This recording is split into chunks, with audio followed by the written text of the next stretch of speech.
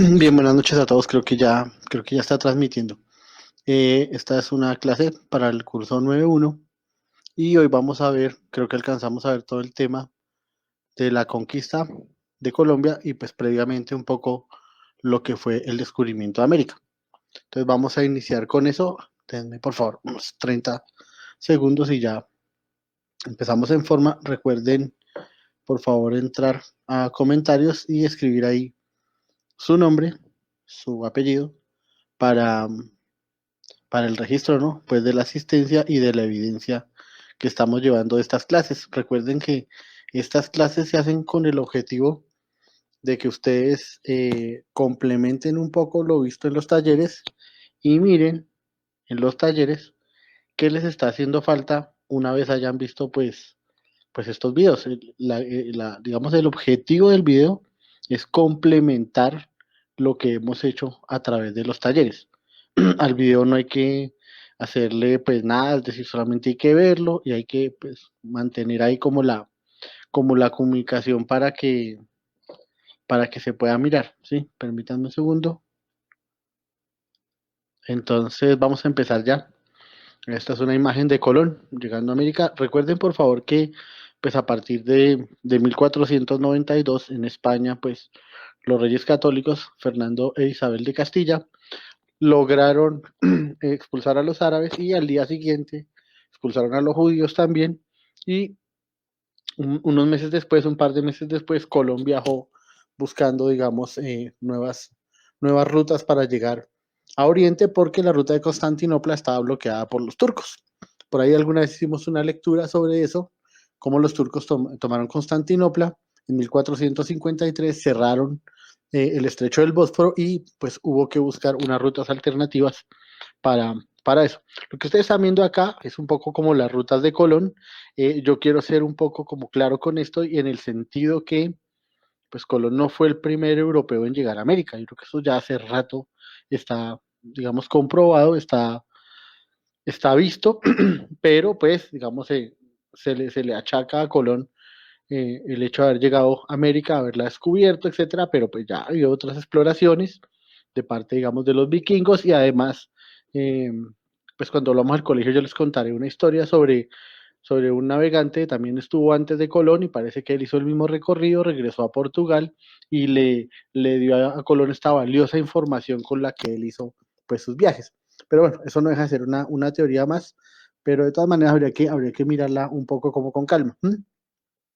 Miren ustedes acá miren ustedes acá los, digamos, los cuatro viajes de Colón. El primero es esta línea amarilla, ¿sí? Colón sale de Cádiz, acá cerca de Cádiz, en la frontera española, va y recorre digamos, este derecho de mar, después de haber hecho una parada aquí en las Canarias, en la isla de Madeira, y viene, y viene, y viene, y viene, y llega aquí a más o menos a lo que hoy es un poco como digamos, Jamaica y un poco Cuba.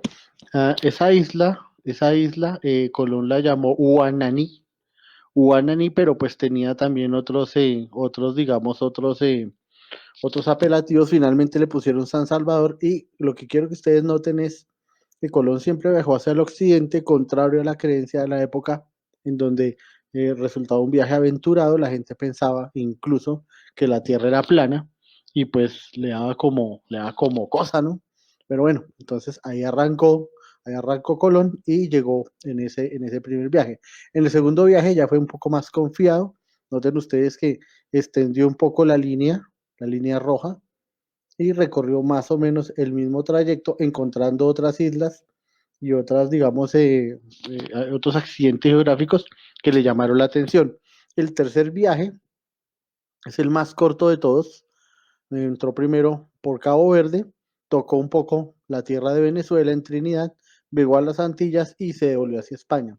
Y el último viaje de Colón, el cuarto, que es el más osado, la línea verde, miren ustedes, Martinica, viene a las islas donde ha estado antes, recorre la costa de Centroamérica e incluso está muy cerca de Colombia, aquí en un sitio que se llama Cabo Tiburón. Parece que sí desembarcó Colón con algunos hombres, pero pues digamos se quedó ahí en el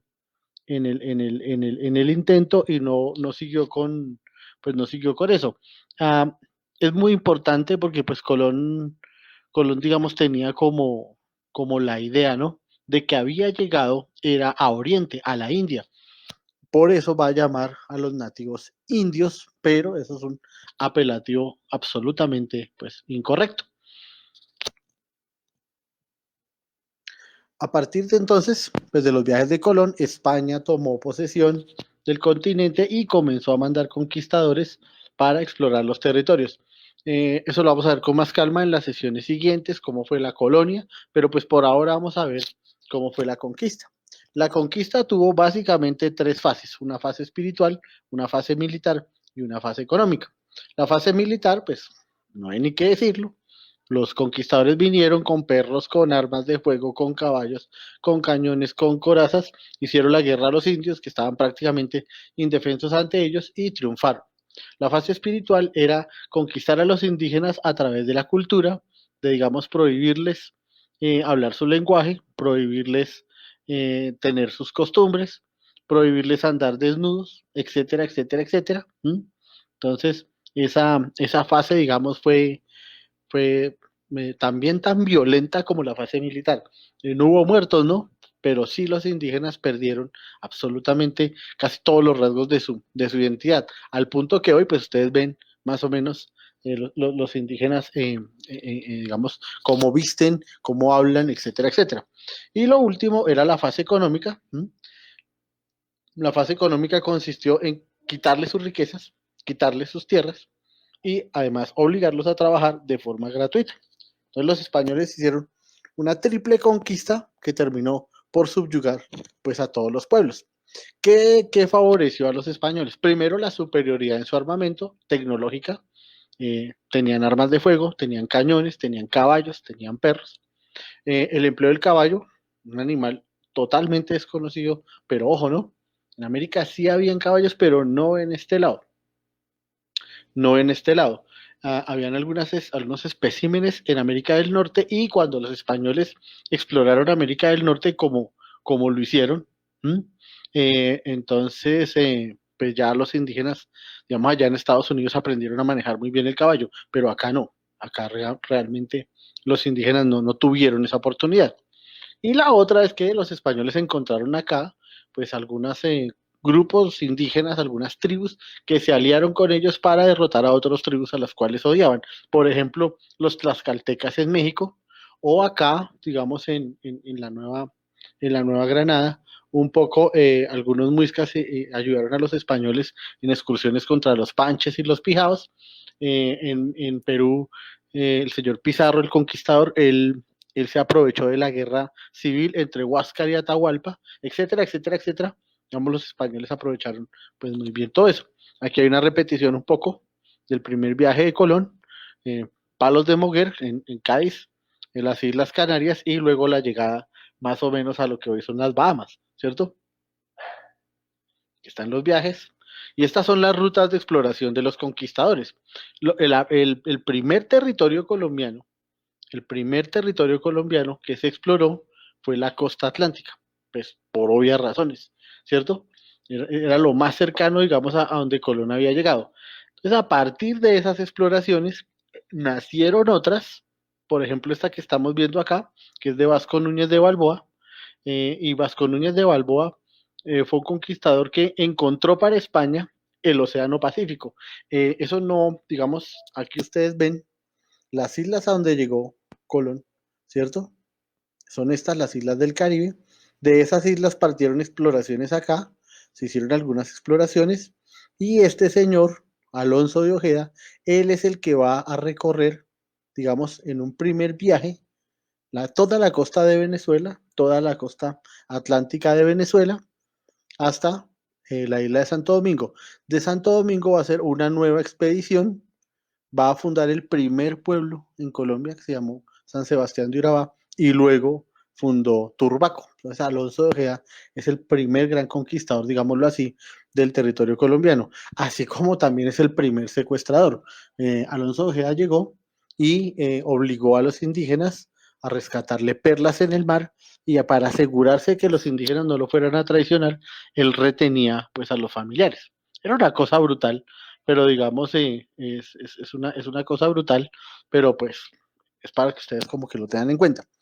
Vasco Núñez de Balboa, otro conquistador, descubrió para España, como les estaba contando, el Océano Pacífico. Está documentado pues que trajo perros y todo ese cuento. Y hizo una ruta por el tapón del Darién, una ruta muy, muy difícil. Es atravesar aquí esta parte de lo que hoy es Panamá.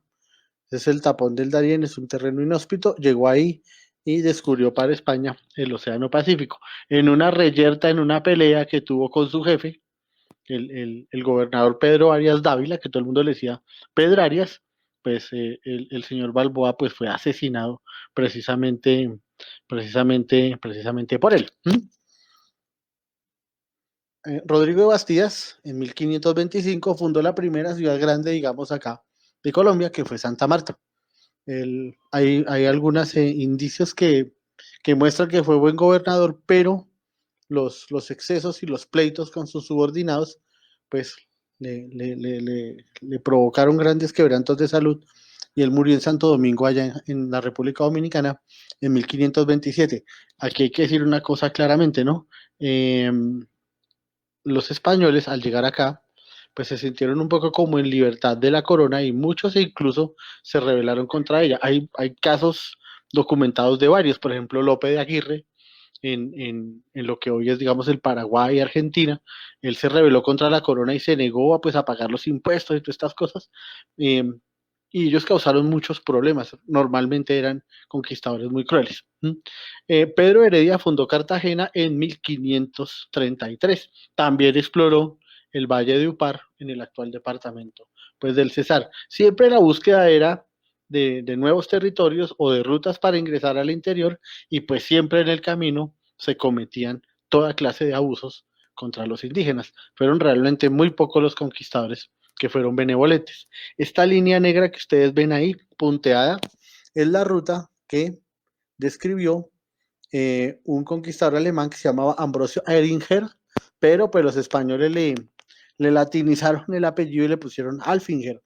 Sucede que para este tiempo, más o menos para 1529, el rey de España, Carlos I, era pues también emperador de Alemania, era Carlos V. Había una deuda que tenía este rey con una casa de banqueros, que era la casa Belsa, y estos banqueros enviaron exploradores con la misión de encontrar oro, básicamente. Traigan oro y pues con eso el rey nos va pagando esa deuda. Alfinger tuvo una ruta en donde no encontró oro, sino mucha hostilidad de los indígenas, quienes lo atacaron constantemente, hasta que finalmente murió en Chinacota, más o menos donde hoy es el norte de Santander. A partir de digamos, de la expedición de Alfinger vinieron otros conquistadores alemanes, Jorge Spira, y el más conocido, es así como nombrado, que es Nicolás de Ferman, que llegó finalmente hasta la sabana de Bogotá. Los alemanes acá no tuvieron fortuna, no encontraron nada, dejaron sí su presencia, que hoy todavía es visible en el oriente de Colombia. Hay gente, pues, digamos, con algún fenotipo ario allá, pues, en esa parte de Colombia. Y el señor Federman llegó aquí a la sabana de Bogotá, alegando pues que también tenía derecho sobre esto, viajó a España y allá pues no encontró eco, de hecho murió y murió muy pobre en España, para que lo tengan en cuenta. El gran conquistador pues del interior de Colombia fue Gonzalo Jiménez de Quesada, es lo que ustedes ven en la imagen. Él era subordinado del gobernador que se llamaba Pedro Fernández de Lugo. Este señor lo envió y Quesada lo que hizo fue remontar el río Magdalena. Una parte de sus tropas iba por el río y otra parte de sus tropas iba pues por tierra. Entonces, en esa búsqueda, pues claro, encontraron todo tipo de complicaciones, la selva, el clima, los animales, los indígenas, etcétera.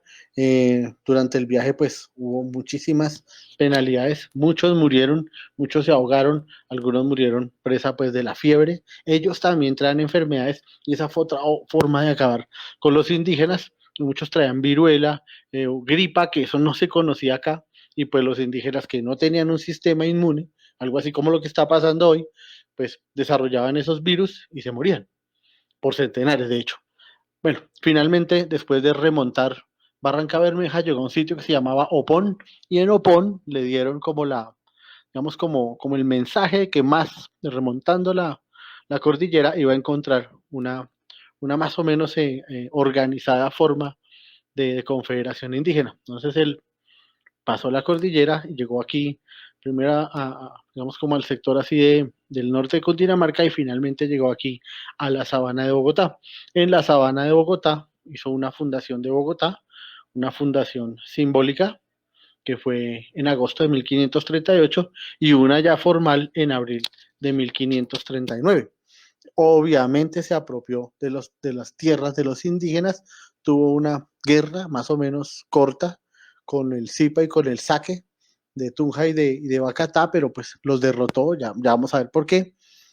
Y acá en la sabana de Bogotá se encontró con la expedición de Sebastián de Belalcázar y de Federman. Los tres deciden viajar a España y al tiempo, a los meses, regresa Gonzalo Jiménez de Quesada, ya con los títulos, él nombrado pues oficialmente como, como gobernador pues de estas tierras y de conquistador, etcétera.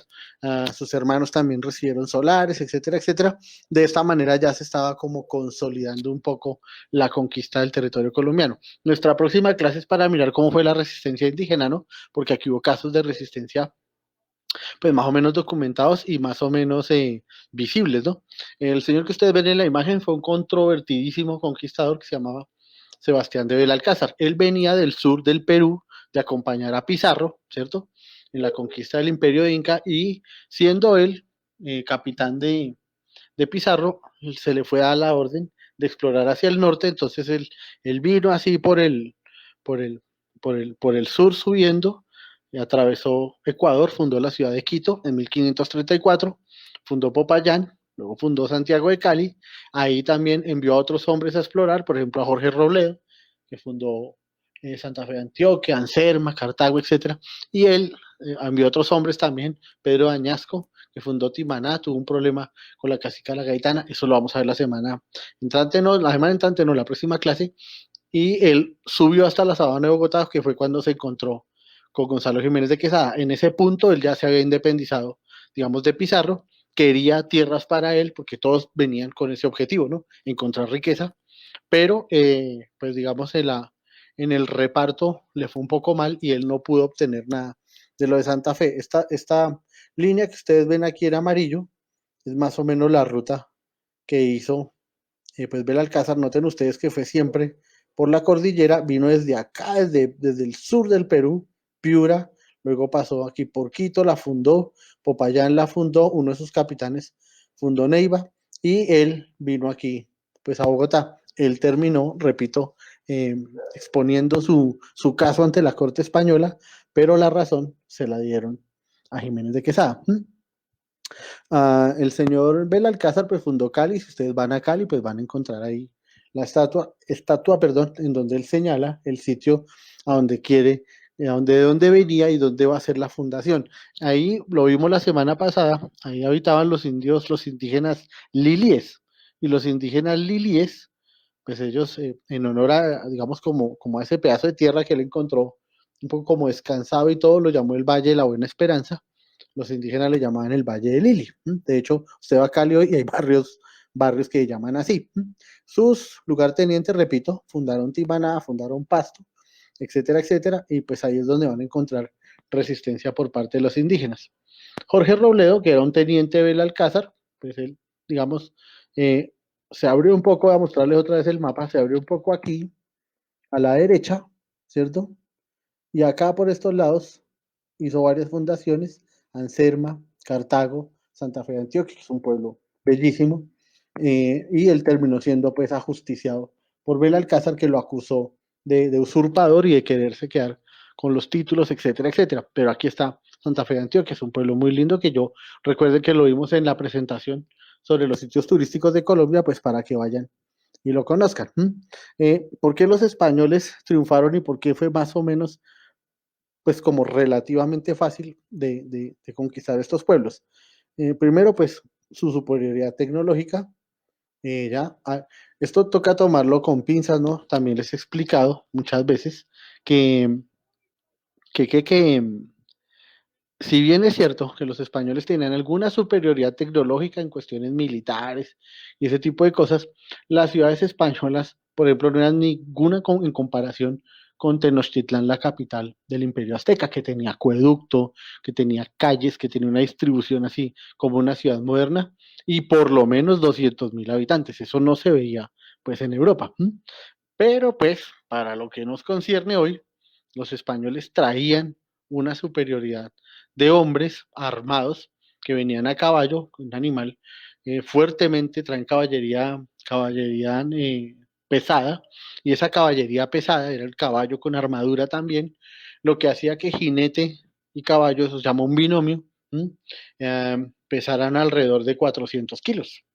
Y esta carga de animales de caballería pesada de 400 kilos contra los indígenas, pues realmente los sometía de manera más o menos sencilla. Además, pues, digamos, los conquistadores traían corazas acolchadas que, digamos, impedían el paso de las flechas, etcétera. Y en un principio, repito, el pánico fue espantoso dentro de los indígenas que vieron cómo eran, pues fácilmente, digamos, sometidos por los conquistadores. Los conquistadores también trajeron perros, está muy bien documentado que las primeras razas que trajeron eran los mastines napolitanos. Los mastines napolitanos, esto que ustedes ven en la imagen tal vez sea una exageración, probablemente lo sea, pero sí traían perros. Eso está totalmente comprobado. Los perros eran entrenados, eran perros de presa, eran perros cazadores y pues los utilizaban para seguir el rastro de indígenas fugitivos, etcétera, etcétera. Y también en el aperramiento, que esto era un castigo. Miren ustedes, esto es un documento de la conquista de México, son dibujos de un cronista español, se llama, no son dibujos del cronista, están incluidos en el libro del cronista, se llama Bernal Díaz del Castillo. Ustedes pueden ver claramente cómo un conquistador español tiene un perro sujeto con una cadena, pues, y aquí el perro ataca directamente el cuello pues, del indígena. Los indígenas, los nativos no conocían estos animales y también los asustaron muchísimo, muchísimo.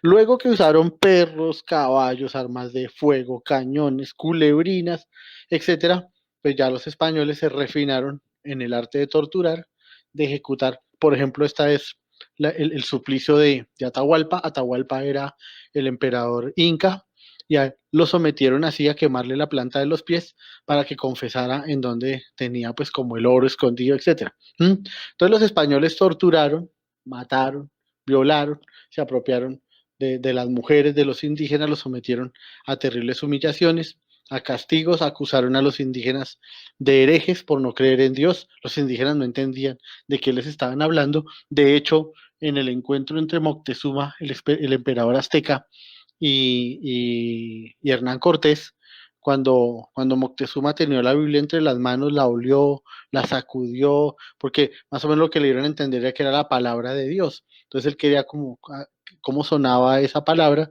y lo que hizo fue tirarla al piso y esa fue la señal para que los españoles los atacaran. Entonces este proceso de conquista fue brutal.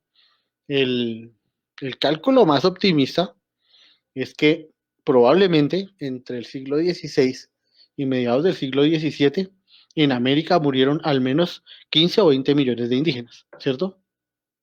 Que esa es una cifra, pues, eh, casi 3 veces el holocausto en la Segunda Guerra Mundial. Pero pues bueno, esto lo tienen como algo que pasó, que no pasó nada. Ahí ustedes están mirando, los españoles traían también armas de acero, ¿no? Espadas, alabardas, lanzas y estos cascos, que digamos un cabezazo con un casco de estos puesto, pues también causaba bastante daño. El acero fue muy efectivo. Ellos lograban decapitar, quitar piernas, brazos con esas espadas tan afiladas. Recuerden que el acero español era muy famoso entre los armeros, pues digamos, de Europa, ¿no? Aquí hay una imagen un poco de lo que eran los soldados españoles de infantería. A la izquierda está el espadachín, que es este, ¿no? El piquero, que es este de acá, o alabardero, dependiendo del arma, y además pues, el famoso arcabuz, que trajeron a estas tierras. El arcabuz no lleva mucho tiempo de ser inventado, tal vez 30 o 40 años, cuando los españoles, no, perdón, unos 50 años, cuando los españoles lo estrenaron aquí, pues en América. Y aquí está el jinete a caballo, ¿cierto? Que normalmente tenían perros, tenían otros caballos más pesados, etcétera, etcétera. Los usaban para rastrear, para atacar, como ya vimos. Esto fue, digamos, una empresa terrible en donde, repito, los españoles se impusieron por la fuerza a los indígenas, los humillaron y los sometieron pues de la manera más brutal. Yo les agradezco muchísimo que hayan venido hoy a la sesión. Yo les voy a confirmar si mañana vamos a tener clase. Yo le confirmo a Jorge y les estaré escribiendo entonces para que nos veamos. Muchísimas gracias. No olviden dejar su comentario, su nombre para la cuestión de la asistencia. Me alegra ver a los hermanos Malaver aquí, eso está muy bien. Y nos vemos entonces, yo creo que mañana, pero les confirmo más tarde la hora. Que tengan una buena noche y cuídense mucho.